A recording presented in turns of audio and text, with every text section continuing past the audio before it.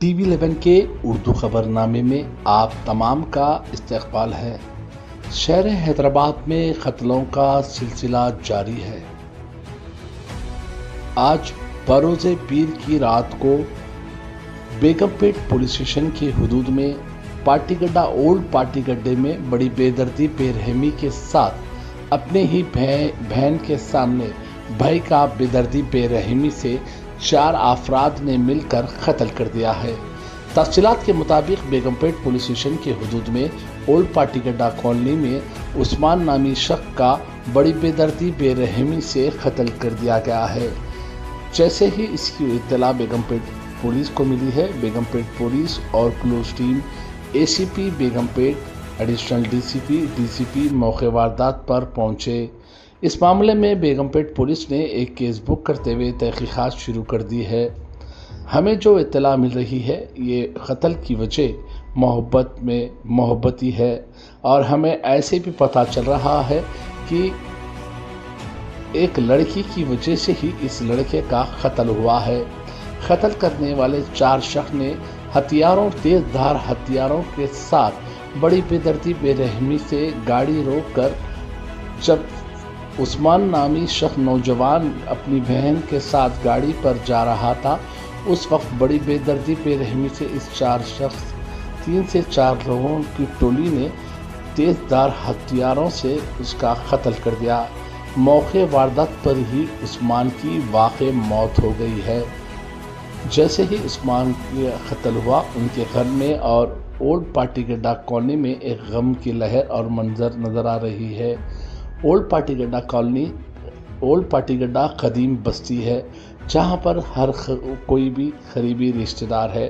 ہمیں ایسے بھی اطلاع چلی ہے یہ لوگ جو قتل کرے، جس کا قتل ہوا، وہ بھی کچھ قریبی رشتہ دار ہے، ہمیں ایسے بھی اطلاع ملی ہے، مگر یہ ناممکن ہے یا ممکن ہے یہ کنفرم ہے، ہمیں اس کے بارے میں کوئی اطلاع تو ابھی آفیشیلی نہیں ملی ہے۔ حسمت پیٹ میں رہ رہے تھے، بہرحال تھوڑے دن پہلے سے لوگ یہاں آ کر پارٹی گڈے میں رہ رہے تھے۔ عثمان کے دادا پردادا والد کے زمانے سے ہی عثمان لوگ پارٹی گڈا اولڈ پارٹی گڈے میں سرکاری دواخانے کے بالکل سامنے رہ رہے تھے۔ بہرحال چند دن سے اس بارے میں لڑائی چل رہی تھی۔ آج بھی اس بارے میں شام کے وقت بحث ہوئی، اس کے بعد آپس میں بیٹھ کر بڑوں میں بات چیت بھی ہوئی، مگر اچانک بات چیت ہونے کے بعد رات کے وقت بڑی بے دردی بے رحمی سے عثمان کا تیز دھار ہتھیاروں سے قتل کر دیا گیا ہے۔ بہرحال اس معاملے میں بیگم پیٹ پولیس نے ایک کیس بک کرتے ہوئے تحقیقات شروع کر دی ہے۔ ہمیں جو جانکاری مل رہی ہے، جو لوگ عثمان کو قتل کرے ہیں وہ اپنے آپ کو بیگم پیٹ پولیس کے حوالے کر دیے، ہمیں یہ بھی اطلاع مل رہی ہے، مگر پولیس نے اس چیز کا کوئی خلاصہ نہیں کیا ہے۔ پولیس نے مقامی بیگم پیٹ کے ACP نے میڈیا سے بات چیت کرتے ہوئے بتایا ہے کہ عثمان اور ان کی بہن مل کر گاڑی پر کیک لانے کے لیے جا رہے تھے، تو جب 4 نامعلوم افراد نے انہیں تیز دھار ہتھیاروں سے مار کر ان کے اوپر حملہ کر دیا، جس میں واقع عثمان کی موقع واردات پر ہی موت ہو گئی ہے۔ ACP نے کہا اس معاملے میں کیس تو بک کر دیے ہیں، بہت جلد قاتلوں کو بھی ہم گرفتار کر لیں گے۔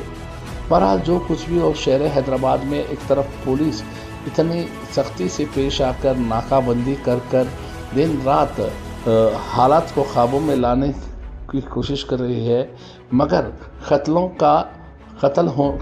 کا سلسلہ پھر بھی جاری ہے۔ ناظرین، ہم آپ کو ایک چیز بتا دیں کہ چاہے کوئی بھی مسئلہ ہو، چاہے وہ گھریلو بات ہو، پراپرٹی کا ایشو ہو، یا پھر آپسی میں کوئی مسئلہ ہو، یا پھر کوئی بھی اور مسئلہ ہو، آپس میں بیٹھ کر بڑے یا بستی کے کوئی ذمہ دار لوگوں بیٹھ کر اس کا مسئلہ حل کر سکتے ہیں اور صلح بھی کر سکتے ہیں، مگر بڑھتی ہوئی جہالت اور جھوٹی شان تکبر کی وجہ سے، جہالت کی وجہ سے ہی ایسا ایک انسان دوسرے انسان کا خون کا پیاسا ہوتے جا رہا ہے۔